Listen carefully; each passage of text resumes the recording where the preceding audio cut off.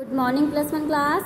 पिछली वीडियो में मैंने आपको लेसन नंबर 3 सिंधु घाटी की कला वो हमने शुरू किया था और इसके इतिहास के बारे में आपको मैंने बताया था और समझाया था।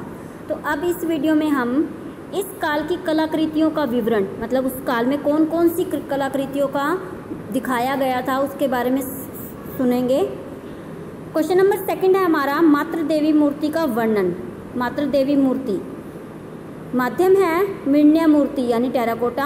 आग में तपाकर बनाई गई मिट्टी की मूर्ति कि इसमें किस माध्यम का प्रयोग किया गया है, मिट्टी का। आकार है हमारा 22 × 8.0 × 5.0 सेंटीमीटर। काल है लगभग 2500 ईसा पूर्व, मोहनजोदड़ो। संग्रह भी कौन सी जगह पर उसे रखा गया है, राष्ट्रीय संग्रहालय नई दिल्ली। विवरण है यानी इसकी व्याख्या इस प्रकार है।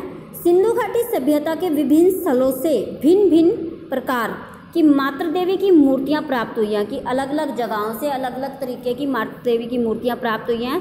वे सभी मृण्मय मूर्तियां यानी कि टेराकोटा मिट्टी से बनाई गई हैं, जो मिट्टी को आग में तपाकर बनाई गई है कि मिट्टी को पहले आग में तपाया गया है, उसके बाद इस मूर्ति का निर्माण किया गया है। इस मूर्ति का जो रंग है वो लाल है। इस स्त्री आकृति के उभरे हुए वक्षों के ऊपर झूलते हुए हार दिखाए गए हैं। क्या इस स्त्री में जो क्या है कि उसके जो उभरे हुए वक्ष यानी हमारे उसकी जो चेस्ट है वो उसके ऊपर झूलते हुए हार को दिखाया गया है तथा उसके कमर के निचले भाग में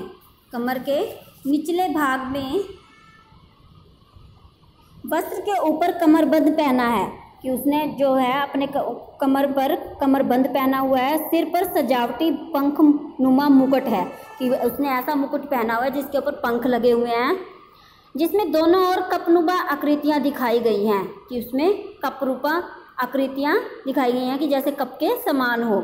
मूर्ति की दोनों आंखें छोटी गोली नुमा है कि आप जो उनकी आंखों की आकृति है वो छोटी है और गोली नुमा है। नुकीली नाक तथा मुंह को लंबी दरार के रूप में कटा हुआ बहुत ही अपरिष्कृत रूप से दिखाया गया है यानी बिल्कुल साफ और स्पष्ट रूप से दिखाया गया है। अपरिष्कृत का मतलब होता है साफ स्पष्ट रूप से दिखाया गया है कि नुकीली नाक और मुंह को लंबी दरार के रूप में बिल्कुल साफ दिखाया गया है। उसके बाद आता है हमारा क्वेश्चन नंबर 3 नर्तकी मूर्ति के ऐतिहासिक महत्व का वर्णन करो कि उसके इतिहास के बारे में हमें बताइए। जिसका माध्यम है कांस्य यानी कि मूर्ति को कांस्य वस्तु से बनाया गया है। आकार है 10.5 × 5.0 × 2.5 सेंटीमीटर। काल लगभग 2500 ईसा पूर्व, मोहनजोदड़ो। संग्रह है यानी कहाँ पर रखा गया है, राष्ट्रीय संग्रहालय नई दिल्ली। विवरण 4 इंच लंबी ऊंची इस कांस्य प्रतिमा को नर्तकी या नृत्यांगना कहा जाता है यानी कि उसे इन दोनों नामों से पुकारा जाता है। वह एक लुभावने अंदाज में खड़ी है कि सबको लुभा जाने वाली अंदाज में खड़ी है। उसके लंबे बाल जूड़े के रूप में पीछे की ओर बंधे हैं कि उसके बालों का एक बड़ा जूड़ा बनाया गया है जिसे पीछे बांधा गया है। चूड़ियाँ उसके बाएं हाथ के को ऊपर तक घेरे हुई हैं कि उसने चूड़ियाँ इतनी सारी पहनी हैं कि पूरे हाथ को उसने घेरा हुआ है। उसके दाहिने हाथ में एक कंगन व बाजूबंद है कि जो उसका दाहिना हाथ है, दाहिना यानी कि राइट हैंड, बाजूबंद है। उसके गले में 3 कोडियों से बना एक हार है। 3 कोडियाँ जिस इसके गले में दिखाई दे रहा है आपको, 3 कोडियाँ डली हुई हैं, उससे बना हुआ एक हार उसने पहना है। उसका दाहिना हाथ कूल्हे पर है जबकि नीचे की ओर लटके हुए बाएं हाथ में कटोरा है। उसकी बड़ी बड़ी और झुकी हुई आँखें हैं तथा नाक थोड़ी चपटी और मोटी है।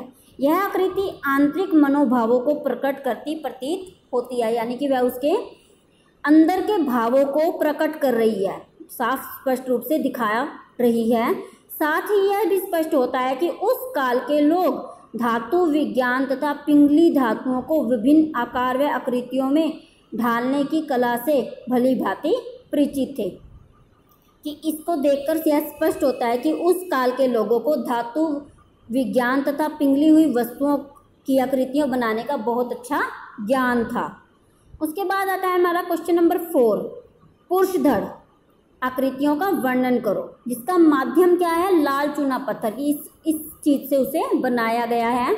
आकार है 9.2 × 5.8 × 3.0 सेंटीमीटर। काल लगभग 2500 ईसा पूर्व। विवरण है, यह नंगन पुरुष धड़ की आकृति लाल चूना पत्थर से निर्मित है, कि लाल चूना पत्थर से इस आकृति को बनाया गया है। इसकी गर्दन व कंधों में क्रमशः सिर व हाथों को जोड़ने के लिए विशिष्ट गड्ढे छिद्र बने हुए हैं। विशिष्ट यानी कि असामान्य व पृथक, कि जो इसकी गर्दन और कंधों में क्रमशः सिर और हाथों को जोड़ने के लिए विशिष्ट गड्ढे या छिद्र बनाए गए हैं। कंधे व गर्दन को अच्छी तरह तपाकर उन्हें मजबूती प्रदान की गई है। आकृति में पेट को थोड़ा उभार दिया गया है, कि पेट को उभरा हुआ दिखाया गया है।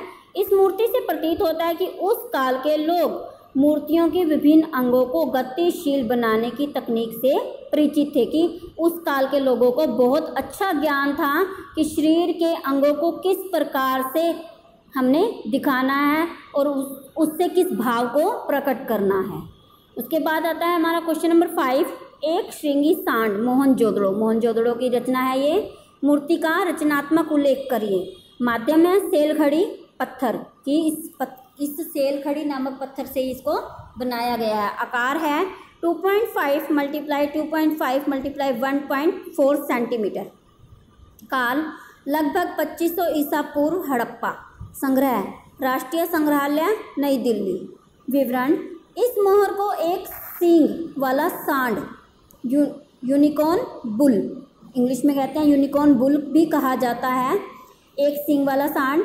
इस मोहर पर अंकित आकृति एक ऐसे जीव की है जिसकी गर्दन के ऊपर का भाग एक सींग वाले सफ़ेद घोड़े के समान है, मतलब एक घोड़े के समान दिखाया गया है। शेष भाग धड़ बिना कुब्बड़ वाले, जो बाकी का जो शरीर का भाग है वो बिना कुब्बड़ वाले सांड की भांति दिखाया गया है। सींग को आगे की ओर विशेष घुमाव के साथ दिखाया गया है। यह मोहर मोहनजोदड़ो से प्राप्त हुई है। इस मोहर पर विशेष आकार वाले अन्य चिन्ह भी अंकित है, कि और भी कई प्रकार के अंक इसके ऊपर चिन्ह अंकित किए गए हैं। चित्रित मृदभांड यानी जार, मोहनजोदड़ो का वर्णन। मृदभांड यानी जार, राष्ट्रीय मतलब एक जार के आकार की वस्तु। राष्ट्रीय संग्रहालय नई दिल्ली। विवरण, यह चित्रित मृदभांड यानी जार मोहनजोदड़ो से प्राप्त हुआ है। इस जार को चाक, पट, गोल घूमता हुआ पहिया पर दक्ष हाथों द्वारा मिट्टी से बनाया गया है, कि आपने वो चाक देखा है जिसके ऊपर मिट्टी के बर्तन बनाए जाते हैं, जिसे घुमाकर बर्तनों को शेप दी जाती है। मजबूती प्रदान करने के लिए पहले इसे आग में तपाया गया, फिर काले रंग से इसे चित्रित करने के पश्चात इस पर पॉलिश की गई, कि पहले इसको मिट्टी को आग में तपाकर उसे आकार दिया गया, फिर इसे चित्रित करने के पश्चात काले रंग के चित्रित करने के बाद उसके ऊपर क्या की गई, पॉलिश की गई। अति साधारण दिखने वाली फूलों, पत्तियों व ज्यामितिक आकारों वाले चित्र भी इस पर बने हैं। ज्यामितिक आकार मैंने उस दिन बताया था, ज्योमेट्रिक होता है, जो इसमें हमारे ट्रायंगल शेप्स आती हैं, ट्रायंगल, स्क्वायर, रेक्टेंगल, सर्कल, ये सब जो शेप आती हैं वो किसी भी आकार को इस पर बनाया गया है। इस जार को कलाकार ने यानी कुम्हार ने अपनी उंगलियों के उपयुक्त दबाव से ऐसा आकार प्रदान किया है, कि ये चित्र भी नीचे दिखाए गए हैं कि इस तरीके से इसको बनाया गया है।